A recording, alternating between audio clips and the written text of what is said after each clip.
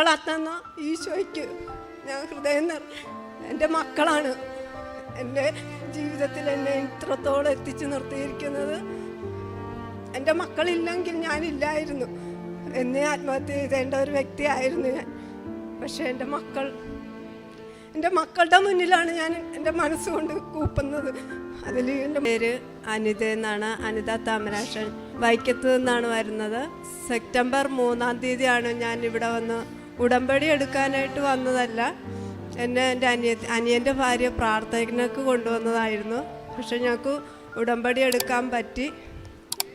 September 3-ാം തീയതി എന്ന് പറഞ്ഞാൽ സെപ്റ്റംബർ 2-ാം തീയതി ഞാൻ ആത്മഹത്യ ചെയ്യാനിരിക്കുകയായിരുന്നു. സെപ്റ്റംബർ 2-ാം തീയതി എൻ്റെ മക്കളാണ് എന്നോട് പറഞ്ഞത് നമുക്ക് ആത്മഹത്യ ചെയ്യാം അമ്മച്ചി. പക്ഷെ എനിക്ക് ചേട്ടന് ഞങ്ങൾ വിഷമൊക്കെ മേടിച്ച് വെച്ചായിരുന്നു 2-ാം തീയതി തന്നെ. ഞാനും പിള്ളേരും തയ്യാറെടുത്തു. എനിക്ക് ചേട്ടന് വിഷം കൊടുക്കാൻ പറ്റിയില്ല. അപ്പോൾ പിള്ളേർ പറഞ്ഞു ഞങ്ങൾ കൊടുക്കാൻ വെച്ച് അച്ചായിക്ക് ഞങ്ങൾ കൊടുത്തോളാന്ന് പറഞ്ഞു. പക്ഷേ സെപ്റ്റംബർ 2-ാം തീയതി വൈകുന്നേരം കൊച്ചിൻ്റെ ഫോണിലോട്ടൊരു മെസ്സേജ് വന്നു, നമുക്ക് ഇന്ന് കൃപാസനത്തിൽ പോകാം എന്ന്. അപ്പം എൻ്റെ മൂത്ത മോൻ പറഞ്ഞു, അമ്മച്ചി നമ്മുടെ അവസാനത്തെ ഒരു വഴിയാണെങ്കിലോ നമുക്ക് ഒന്ന് അവിടെ പോയി പ്രാർത്ഥിക്കാം. ഞാൻ പറഞ്ഞു പോകാം. പക്ഷെ വരാനുള്ള പൈസ പോലും ഞങ്ങൾക്കില്ലായിരുന്നു. അപ്പം അനിയത്തിയോട് ഞാൻ പറഞ്ഞു എനിക്ക് പൈസ ഒന്നും ഇല്ല. അപ്പം അനിയത്തി പറഞ്ഞു നിങ്ങൾ പോര്, ഞാൻ കൊണ്ടുപോകാമെന്ന് പറഞ്ഞു. പക്ഷേ ജീവിതത്തിലെ എല്ലാ അവസ്ഥകളിലും നിന്ന് ഒറ്റപ്പെട്ട് മനസ്സ് മരവിച്ച് ഭൂമിയിലെ നരകം എന്താന്ന് മുഴുവൻ 11 വർഷം കൊണ്ട് ഞാൻ അനുഭവിച്ചു തീർത്തു. ആ അനുഭവം എന്ന് വെച്ചാൽ എൻ്റെ ചേട്ടനൊരു ആക്സിഡൻ്റ് ഉണ്ടായി. Indo American hospital brain head injury ആയിരുന്നു. അതൊക്കെ പിള്ളേർ കുഞ്ഞതായിരുന്നു. ആദ്യത്തെ ഒരു വർഷം എല്ലാവരും കൂടെ ഉണ്ടായിരുന്നു. അത് കഴിഞ്ഞ് പിന്നെ ജീവിതത്തിൽ നിന്ന് ഞങ്ങൾ ഒറ്റപ്പെട്ടു പോയായിരുന്നു. എനിക്ക് പിള്ളേരായിട്ട് ജീവിതത്തിൻ്റെ എല്ലാ നരകയാതനകളും, ഭൂമിയിൽ എന്തോരം നരകങ്ങളുണ്ട് അതെല്ലാം ഞാൻ അനുഭവിച്ചു. ലാസ്റ്റ് ആത്മഹത്യയുടെ വാക്കിലേക്ക് എത്തി. എന്താണെന്ന് വെച്ചാൽ ചേട്ടനെ ഹോസ്പിറ്റലിലാകും തോറും ഞങ്ങൾ കടക്കെണിയിലേക്ക് നീങ്ങിക്കൊണ്ടിരിക്കുകയായിരുന്നു. ഹോസ്പിറ്റലുകളിലെ ബില്ലുകളും താങ്ങാനാവാത്ത വിധം ഞാൻ പലിശക്ക് പൈസ എടുത്ത ചേട്ടനാ. എന്ന് വെച്ചാൽ എൻ്റെ മുന്നിൽ ചേട്ടന് വയ്യാതെ വരുമ്പോൾ വേറെ രക്ഷയില്ല. പലിശക്കാരിൽ നിന്ന് പൈസ കടം മേടിച്ചാണ് ചേട്ടനെ ഞാൻ രക്ഷിച്ചത്. അപ്പോഴത്തേക്കും എനിക്ക് 7 ലക്ഷം രൂപയോളം ഈ സെപ്റ്റംബർ വരെ എനിക്ക് കടമുണ്ട്. 7 ലക്ഷം രൂപ എന്ന് വെച്ചാൽ സഹായിക്കാനുള്ളവർ മൊത്തം സഹായിച്ചു നമ്മളെ. പിന്നെ ഇതിൻ്റെ ഇടയ്ക്ക് എൻ്റെ മക്കളുടെ വിദ്യാഭ്യാസം നടന്നു. മൂത്ത ആൾക്ക് ബാംഗ്ലൂരാണ് പഠിക്കണത്, അനസ്തേഷ്യ ഓപ്പറേഷൻ. അപ്പം വിദ്യാഭ്യാസ ലോണൊന്നും കിട്ടിയിരുന്നില്ല. അനിയത്തിമാർ സഹായിച്ച് സ്വർണം തന്നാണ്, സ്വർണ്ണമൊക്കെ ഗോൾഡൊക്കെ പണയം വെച്ച് പോയി. പക്ഷേ ഫസ്റ്റ് ഇയറിലെ ഫീസ് അടച്ചു 3.5 ലക്ഷം രൂപ. സെക്കൻഡ് ഇയർ ആയപ്പം സെക്കൻഡ് ഇയറിലെ പരീക്ഷ എഴുതണമെങ്കിൽ ഫീസ് അടക്കണം. അപ്പോൾ കൊച്ചു 3 മാസം മുമ്പ് നാട്ടിലേക്ക് വന്നു. ഫീസ് അടക്കാൻ പറ്റിയില്ല. അപ്പോൾ കൊച്ചിനോട് എല്ലാവരും ചോദ്യം എന്തേ വന്നിട്ട് അപ്പോൾ കൊച്ചെന്തോ തെറ്റ് ചെയ്തിട്ടാണ് വന്നെന്നാ. കൊച്ചും മാനസികമായിട്ട് തളർന്ന്. അപ്പോൾ കൊച്ചാണ് എന്നോട് പറഞ്ഞ ഓരോ ദിവസം ഞങ്ങൾ എഴുന്നേൽക്കണം, പലിശക്കാർ വിളിക്കണമാണ്. അപ്പോൾ ഫോണിൽ കൂടി എല്ലാവരും കടക്കാരെല്ലാവരും അനാശം പറയുന്നത് എൻ്റെ മക്കൾ കേട്ടുകൊണ്ടാണ്. അപ്പം ഞാൻ കരയാൻ തുടങ്ങും. എൻ്റെ കണ്ണിൽ നിന്ന് കണ്ണുനീര് താഴത്തേക്ക് വീഴാൻ എൻ്റെ മക്കൾ എന്നെ അനുവദിച്ചിട്ടില്ല. എൻ്റെ മക്കൾ പറഞ്ഞത് അമ്മച്ചി ഞങ്ങളുടെ മുന്നിൽ കരയരുതെന്ന്. പക്ഷെ ഇന്നെനിക്ക് കരയാൻ കണ്ണുനീരില്ല. എൻ്റെ മക്കളുടെ മുന്നിൽ ഞാൻ കരയാറില്ല. എൻ്റെ മക്കളാണ്. എൻ്റെ മക്കളുടെ ഒരാവശ്യങ്ങളും എന്നോട് ഇന്നൊരു അമ്മച്ചി ഇന്നത് വേണമെന്ന്. എൻ്റെ ചേട്ടന് വയ്യാണ്ട് വന്നിട്ട് അമ്മച്ചി ഞങ്ങൾക്ക് ഇന്ന ഡ്രസ്സ് വേണം, അല്ലെ മറ്റുള്ള പിള്ളേരിപ്പം ഇന്നത് വേണമെന്ന് പറഞ്ഞ് എൻ്റെ മക്കളെന്നെ ഒരിക്കലും ബുദ്ധിമുട്ടിച്ചിട്ടില്ല. ആ മക്കളാത്തന്ന ഈശോയ്ക്ക് ഞാൻ ഹൃദയം എൻ്റെ മക്കളാണ് എൻ്റെ ജീവിതത്തിൽ എന്നെ ഇത്രത്തോളം എത്തിച്ചു നിർത്തിയിരിക്കുന്നത്. എൻ്റെ മക്കളില്ലെങ്കിൽ ഞാനില്ലായിരുന്നു. എന്നെ ആത്മഹത്യ ചെയ്തേണ്ട ഒരു വ്യക്തിയായിരുന്നു ഞാൻ. പക്ഷേ എൻ്റെ മക്കളുടെ മുന്നിലാണ് ഞാൻ എൻ്റെ മനസ്സുകൊണ്ട് കൂപ്പുന്നത്. അതിൽ എൻ്റെ മാതാവ്. പക്ഷേ ആ സെപ്റ്റംബർ 2-ാം തീയതി എൻ്റെ മകൻ ഞാൻ പറഞ്ഞു പോകണ്ട, നമുക്ക് എങ്ങും പോകണ്ട, ഇനി അമ്മച്ചിക്ക് പോകാൻ ഒരു ഇടവും ഇല്ല. അമ്മച്ചിയുടെ ജീവിതത്തിലെല്ലാം ഇത് മനസ്സ് മരവിച്ചു. അമ്മച്ചിക്ക് ആരോടും പ്രാർത്ഥിക്കാനില്ല. സൃഷ്ടിച്ച ദൈവം തന്നെയാണ് നമുക്ക് ഈ ദുഃഖങ്ങൾ തന്നത്. പിന്നെ ആ ദൈവത്തോട് നമ്മൾ ഇനി എന്ത് പ്രാർത്ഥിക്കാനാണ്? അതാണ് എൻ്റെ മനസ്സിൽ. ആ സൃഷ്ടിച്ച ദൈവത്തിന് നമ്മുടെ ഇത് കഷ്ടപ്പാട് കാണാൻ പറ്റിയില്ല. ആ ദൈവത്തിനെ ഇനി നമ്മൾ ഈ ഭൂമിയിലെ ദൈവം എന്ന് പറയുന്ന ശക്തി ഉണ്ടല്ലോ, ആ ശക്തിനെ ഇനി ഏത് ശക്തിനെയാണ് വിളിക്കേണ്ടതെന്ന് എനിക്കറിയില്ലായിരുന്നു. അപ്പം എൻ്റെ മോൻ പറഞ്ഞു പോകാം അമ്മച്ചി, പോകാം അമ്മച്ചി. അപ്പോൾ രാവിലെ വരെ എനിക്ക് മനസ്സില്ലായിരുന്നു പോരാ. കൊച്ചി യാത്രയായി, ഞാനും യാത്രയായി. പക്ഷെ ഇവിടെ വന്നപ്പോൾ ഉടമ്പടി എന്ന് പറയുന്ന സംഭവം, ഇവിടുത്തെ എന്താണ് പ്രാർത്ഥനകളൊന്നോ, വെറുതെ ഒന്ന് എൻ്റെ അനിയത്തി വിളിച്ചു. അവൾക്കൊരു വിഷമാകണ്ട, അയ്യോ ചേച്ചി വരാതിരിക്കുമ്പോൾ അവൾക്കൊരു വിഷമാകണ്ടെന്ന് കരുതി ഞാൻ വന്നതേ ഉള്ളൂ. പക്ഷേ എനിക്ക് വന്നപ്പോൾ ഉടമ്പടി എടുക്കാൻ പറ്റി. ഉടമ്പടി എടുത്തു. സെപ്റ്റംബർ 3-ാം തീയതി ഞാൻ ഉടമ്പടി എടുത്തു. ഉടമ്പടി എടുത്ത് എനിക്ക് പണിയൊന്നുമില്ല. കോവിഡ് വന്നപ്പം ചേട്ടനും മാനസികമായിട്ട് ഓർമ്മശക്തി നഷ്ടപ്പെട്ടു, മറവിയിലേക്കായി തുടങ്ങി. അതാണ് എന്നെ ഏറ്റവും വലിയ തളർത്തിയത്.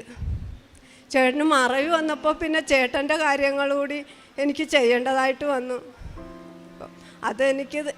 ഞാനും ഒരു മാനസിക ഇതിലേക്ക് പോയിക്കൊണ്ടിരിക്കുന്ന അവസ്ഥയിൽ ഒക്കെ എത്തി. അപ്പോഴത്തേക്കും ഇതിൽ നിന്നെല്ലാം നല്ലത് ആത്മഹത്യ തന്നെയാണെന്ന് ഞാൻ ചിന്തിച്ചു. പക്ഷെ സെപ്റ്റംബർ 3-ാം തീയതി ഞാൻ ഉടമ്പടി എടുത്ത് ഇവിടെ മാതാവിൻ്റെ അടുത്ത് ഞാൻ ഒന്നും പ്രാർത്ഥിച്ചില്ല. ആ വെള്ള പേപ്പർ ക്ലാസ്സിൽ പോയിരുന്നു. നിയോഗങ്ങൾ എഴുതാൻ പറഞ്ഞു. ഫസ്റ്റ് എൻ്റെ നിയോഗം എൻ്റെ മോൻ്റെ വിദ്യാഭ്യാസം തന്നെയായിരുന്നു. സെക്കൻഡ്, ഞങ്ങൾക്കൊരു വീടില്ലായിരുന്നു, ഓടിട്ട വീടായിരുന്നു പഴയത്. അത് ഒരു പ്രളയം വന്നപ്പോൾ ആ പ്രളയകാലത്ത് വീണ് തന്നെ ഇങ്ങനെ നിലമ്പൊത്തിപ്പോയി.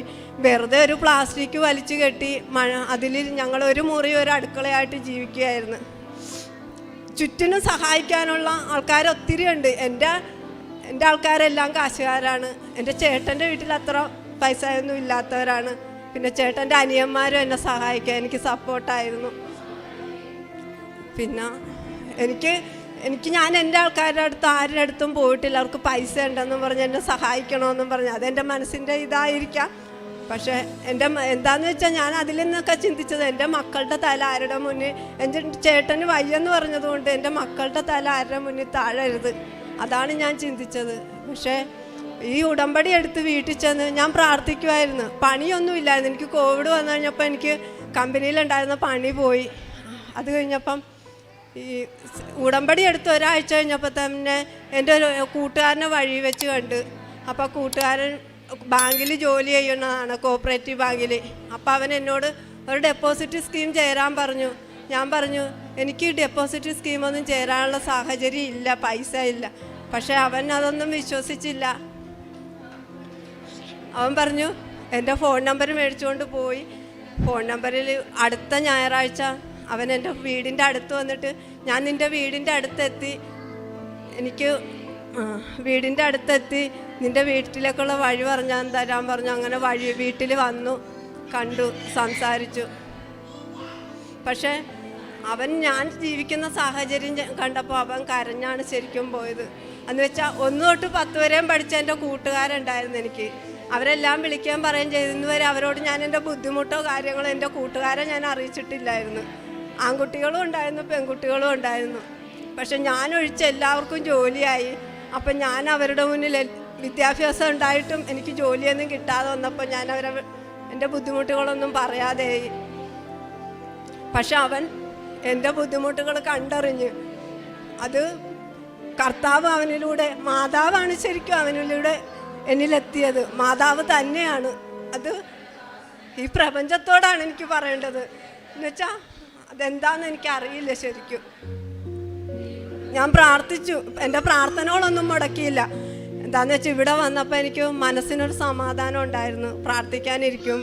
പ്രാർത്ഥിക്കാനിരിക്കുമ്പോൾ ചേട്ടൻ എന്നെ കളിയാക്കുമായിരുന്നു. കളിയാക്കിയെങ്കിലും 2-3 ദിവസം കളിയാക്കിയെങ്കിലും പക്ഷെ എൻ്റെ ചേട്ടനും അതിനോട് കൂടി ചേർന്ന് ഞാൻ പണിയും കഴിഞ്ഞു വന്ന് എനിക്ക് എൻ്റെ കൂട്ടുകാരൻ പണി ശരിയാ, ക്ലീനിങ് ആണ്, വീട്ടുപണിയായിരുന്നു. പക്ഷേ എൻ്റെ കടബാധ്യത അറിഞ്ഞ് അവൻ എൻ്റെ കൂട്ടുകാർ വഴി എനിക്കൊരു ക്ലീനിങ് വീട്ടുപണി ശരിയാക്കി തന്നു. പക്ഷെ ഞാൻ ചെന്ന വീടുകളെല്ലാം ഈശോയുടെ ഭവനങ്ങളായിരുന്നു. അതാണ് എൻ്റെ ഏറ്റവും വലിയ, ഞാൻ ചെല്ലണ ഭവനങ്ങളെല്ലാം ഈശോയുടെ ഭവനങ്ങളായിരുന്നു. അവിടെ നല്ല ഹൃദയമുള്ള മനുഷ്യരായിരുന്നു. എനിക്ക് എനിക്ക് പണിയെടുക്കാൻ സമയമില്ലാത്തതെന്ന് വെച്ചാൽ 2 മണിക്കൂർ വീതം പണിയെടുത്താൽ മതിയായിരുന്നു ഓരോ വീട്ടിലും. അവിടെ നിന്നെല്ലാം ഓടി ഓടി ഞാൻ പണിയെടുത്ത് എൻ്റെ കടങ്ങളിൽ നിന്നും എനിക്കൊരാശ്വാസം കിട്ടി. അപ്പോഴത്തേക്കും ഒക്ടോബർ 20 ആദ്യത്തെ മാസത്തി ഒക്ടോബർ 3-ാം തീയതി ആയപ്പം എനിക്ക് പണിയെന്ന് വെച്ചാൽ എൻ്റെ കുഞ്ഞുങ്ങൾ ഞങ്ങൾക്കൊക്കെ ജീവിക്കണമെന്നുള്ളൊരു താല്പര്യം തുടങ്ങി അവിടുന്ന്. പിന്നെ എൻ്റെ കൂട്ടുകാരൻ വന്നത് ആ സെപ്റ്റംബർ 3-ാം തീയതി കഴിഞ്ഞ അടുത്ത ഞായറാഴ്ച എൻ്റെ കൂട്ടുകാരെല്ലാവരും എൻ്റെ ഞായറാഴ്ച എൻ്റെ വീട്ടുമുറ്റത്ത് വന്ന് എൻ്റെ അവസ്ഥ സത്യം പറഞ്ഞാൽ എനിക്ക് എന്താണ് അവരോടും പറയേണ്ടതെന്ന് അറിയില്ലായിരുന്നു. പക്ഷേ അവരെല്ലാം എനിക്കൊരു വീടുമായിട്ടാണ് എൻ്റെ മുന്നിലെത്തിയത്. എൻ്റെ മോൻ്റെ വിദ്യാഭ്യാസം അതെല്ലാം അവർ ആദ്യം എന്നോട് പറഞ്ഞു, നിൻ്റെ മോനെ പഠിക്കാൻ വിടട്ടെ, അത് കഴിഞ്ഞ് നിനക്ക് വീട് വെച്ച് തരാമെന്ന് പറഞ്ഞു. അപ്പം എനിക്കൊന്നും പറയാനില്ലായിരുന്നു അതിൽ. പക്ഷേ അതിന് മുപ്പാട് തന്നെ ഞാൻ ഈശോയുടെ ഒരു വീട്ടിൽ എൻ്റെ ടിജിത മാമെന്ന് പറയും മാമിനോട് ഇങ്ങനെ പറഞ്ഞു, മാം ഫീസ് അടക്കാൻ എനിക്ക് കൊച്ചു വീട്ടിൽ നിൽക്കുവാണ്. മാം വിശേഷം തിരക്കിയപ്പോൾ ഞാനിങ്ങനെ പറഞ്ഞു, കൊച്ചു 2nd ഇയർ ആയി, മാം ഫീസ് അടച്ചിട്ടില്ല. അപ്പം മാം പറഞ്ഞു, അനിത കൊച്ചിൻ്റെ ഇതൊക്കെ വീട് ഫോണിലൂടെ ഇടെന്ന് പറഞ്ഞു. പക്ഷേ മാം പറഞ്ഞെങ്കിലും മാം സഹായിക്കില്ല എന്ന ഒരു ഇതിൽ ഇരുന്നു. പക്ഷേ മാം തന്നെ എന്നോട് ഞാൻ ചോദിച്ചു, അനിത എന്താ കൊച്ചിൻ്റെ കാര്യം പറഞ്ഞിട്ട് ഒന്നും പറയാത്തേന്ന് ചോദിച്ചു. ഞാൻ പറഞ്ഞു, മാം എന്നോടൊന്നും തിരിച്ചൊന്നും പറഞ്ഞില്ലല്ലോ, അതുകൊണ്ടാണ് മാം സഹായിക്കില്ലെന്ന്. അപ്പം പിറ്റേ ഒരു ദിവസമേ മാമിൻ്റെ ഫോണിലൊക്കെ ഞാൻ ഇട്ടുള്ളൂ. പക്ഷേ എൻ്റെ കൊച്ചിന് 3 ദിവസം കൊണ്ട് തന്നെ 1,75,000 രൂപ ഫീസ് വേണമായിരുന്നു. ആ 3 ദിവസം കൊണ്ട് 1,75,000 രൂപയും ആ മാം തന്നു. എൻ്റെ കൊച്ചിനെ കയറ്റിവിട്ടു. എൻ്റെ കൊച്ചിന് പഠിക്കാനുള്ള ഡ്രസ്സുകളും എല്ലാം ആ മാം തന്നു. പക്ഷേ ആ മാമിലൂടെ ഞാൻ കണ്ടത് എൻ്റെ മാതാവിനെ തന്നെയാണ്. അത് ശരിക്കും അവിടെ 2 കുഞ്ഞു കുട്ടികളുണ്ട്. ഇത് എന്താ ഈശോയും മാതാവും തന്നെയാണ്. ആ മാതാവ് മാമിലൂടെ എൻ്റെ മാതാവാണത്. ഞാൻ അതാണ് കാണുന്നത്. ആ മാമിൽ നിന്ന് തുടങ്ങി, ടിജിത മാമിൽ നിന്ന് തുടങ്ങി എൻ്റെ കൂട്ടുകാർ വരെ എത്തിയിരുന്നു. ഇന്നെൻ്റെ കൂട്ടുകാരും മാതാവാണ് ശരിക്കും. ഞാൻ അവിടെ ചെല്ലുമ്പോൾ ആ മാതാന്ന് വെച്ചാൽ എന്നെ ഒരു മകളെപ്പോലെയാണ്. എന്ന് വെച്ചാൽ എന്നേലും പ്രായക്കുറവുള്ളൊരു എന്നൊരു കൂട്ടുകാരിയോ കൂടപ്പിറപ്പോ എല്ലാമാണ് എനിക്കെല്ലാം. എന്ന് വെച്ചാൽ നമ്മളോട് സംസാരിക്കാൻ അത്രയും പവറിലും പ്രസക്തിയുള്ളൊരു ആള്. നമ്മളൊരു സെർവൻ്റ് അല്ല എൻ്റെ മുന്നിലിരിക്കുന്നത്, അതല്ല. പക്ഷേ അവിടെ ആ മാമു എന്നോട് പറയണ, കരയരുത്, ഒരിക്കലും കരയരുത്.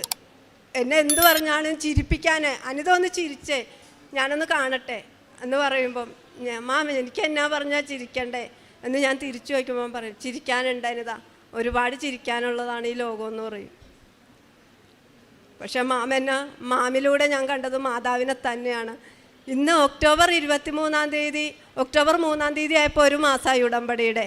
ഒക്ടോബർ 3-ാം തീയതി കഴിഞ്ഞ് അടുത്ത ഞായറാഴ്ച ആയപ്പം എൻ്റെ കൂട്ടുകാർ വന്ന് വീടിൻ്റെ പ്ലാൻ തന്നു എൻ്റെ കയ്യിൽ. 2 മുറി, hall, dining hall, sit out, work area, kitchen, bathroom, ഇത്രയുള്ളൊരു പ്ലാൻ എൻ്റെ കയ്യിലേക്ക്, ഇതാണ് നിൻ്റെ വീടിൻ്റെ പ്ലാൻ എന്ന് പറഞ്ഞു. ഞാൻ പറഞ്ഞു, എനിക്കിത് മതി. എനിക്ക് വേണ്ടിയിരുന്നത് മഴ പെയ്താൽ ചോരാത്തൊരു വീട്, കിടന്നുറങ്ങാനൊരു കാല് നിവർത്തി, എനിക്ക് കാല് നീളത്തിൽ നമുക്കൊന്ന് കിടന്നുറങ്ങാനുള്ളൊരു സ്ഥലം, അത്രയും മതിയായിരുന്നു എനിക്ക് ഈ ഭൂമിയിൽ.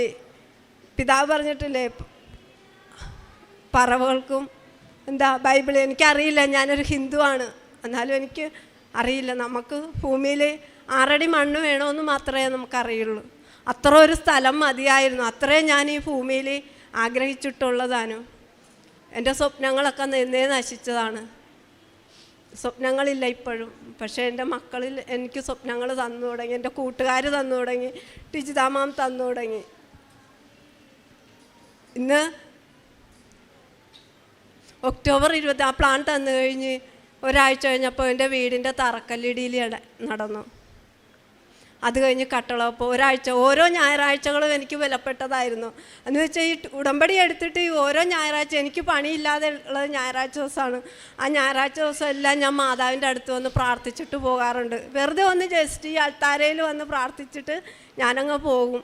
എനിക്ക് മാതാവിനോട് പറഞ്ഞു, എനിക്ക് സമയമില്ല മാതാവേ, എൻ്റെ മുന്നിൽ എൻ്റെ തോളിൽ വലിയ വലിയ ഭാരങ്ങൾ ഇരിക്കണം. എന്ന് പറഞ്ഞു. അപ്പോഴത്തേക്കും ഇന്ന് ഒക്ടോബർ 23 കഴിഞ്ഞു. എൻ്റെ വീടിൻ്റെ വാർക്കൽ കഴിഞ്ഞു. എൻ്റെ വീടിന് ഇനി വയറിങ്ങും പ്ലംബിങ്ങും ഫ്ലോറിങ്ങും കൂടിയേ ഉള്ളൂ. അതെന്താണെന്ന് എനിക്കറിയില്ല. അത് ശരിക്കും ഇനി ഡിസംബർ 3 വരുമ്പോൾ എൻ്റെ ഉടമ്പടി തീരും. എൻ്റെ കൊച്ചിൻ്റെ ഫീസ് അടച്ചു. എൻ്റെ കൊച്ചു പഠിക്കണം. അപ്പം എൻ്റെ കൊച്ചും വന്നിട്ടുണ്ട് പ്രാർത്ഥിക്കാൻ വേണ്ടി. എൻ്റെ മോൻ ഇന്നലെ വന്നു, ബാംഗ്ലൂരിൽ നിന്ന് വന്നിട്ടുണ്ട്, എൻ്റെ കൂടെ ഉണ്ട്. എന്താണെന്ന് എനിക്കറിയില്ല. മാതാവിൻ്റെ മുന്നിൽ എനിക്ക് കരയണമെന്ന് അറിയില്ല ഇപ്പം. എന്താണെന്ന് വെച്ചാൽ മാതാവ്, ഞാൻ പ്രാർത്ഥിക്കാനിരിക്കുമ്പോൾ തന്നെ ഒരാഴ്ച കഴിഞ്ഞപ്പോൾ എനിക്കറിയാം മാതാവ് കുഞ്ഞ് എന്ന് വെച്ചാൽ എനിക്കൊരു മെഴുകുതിരി കത്തിച്ച് വെക്കാൻ പോലും മാതാവിൻ്റെ ഒരു മെഴുകുതിരി കത്തിച്ച് വെച്ച് പ്രാർത്ഥിക്കാൻ പോലും എനിക്ക് മുട്ടുവന്നു. ആ വീട്ടിൽ സ്ഥലമില്ലായിരുന്നു. ആ ഒറ്റമുറി വീട്ടിൽ സ്ഥലമില്ലായിരുന്നു. അതാണ് സത്യം. ആ മാതാവ് ഞാൻ പ്രാർത്ഥിക്കുന്ന സമയത്ത് ഇതേ രൂപം തന്നെയാണ് എൻ്റെ മുന്നിൽ പ്രാർത്ഥിച്ചു കഴിഞ്ഞപ്പോൾ എനിക്ക് ആ മാതാവ് ഈ ഫ്രണ്ടിൽ നിൽക്കുന്ന മാതാവ്. അപ്പം ആ മാതാവേന്ന് വിളിച്ചൊന്ന് തൊടാൻ ചെന്നപ്പോൾ മാതാവില്ല. അത് എങ്ങനെ നിങ്ങൾ വിശ്വസിക്കുമെന്ന് എനിക്കറിയില്ല.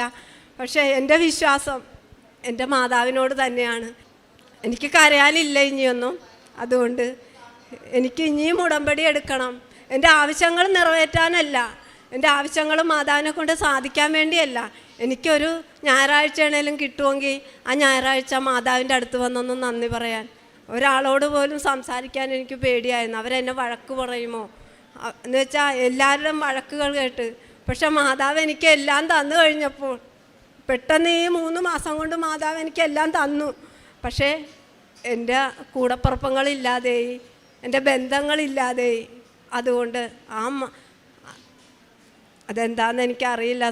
സാമ്പത്തികത്തിൻ്റെ ഇതുകൊണ്ടാണ്. അവരൊക്കെ എല്ലാവരും എൻ്റെ കൂടപ്പുറപ്പങ്ങൾ പോലും എന്നിൽ നിന്ന് അകന്നു. അത് ഏറ്റവും വലിയ വേദനയായിട്ട് തന്നെ എനിക്ക് കിടക്കുകയാണ്. എന്നുവെച്ചാൽ അവരുടെ ഒപ്പം എത്താൻ എനിക്ക് ആയില്ല. എൻ്റെ ഹസ്ബൻഡ്, എൻ്റെ കൂടപ്പുറപ്പങ്ങളൊക്കെ എന്നേലും വലിയ ഉയരത്തിലാണ്. ആയിക്കോട്ടെ, എനിക്ക് അവർക്കൊന്നും വരുത്തരുത് എന്നുള്ള പ്രാർത്ഥന മാത്രമേ ഉള്ളൂ.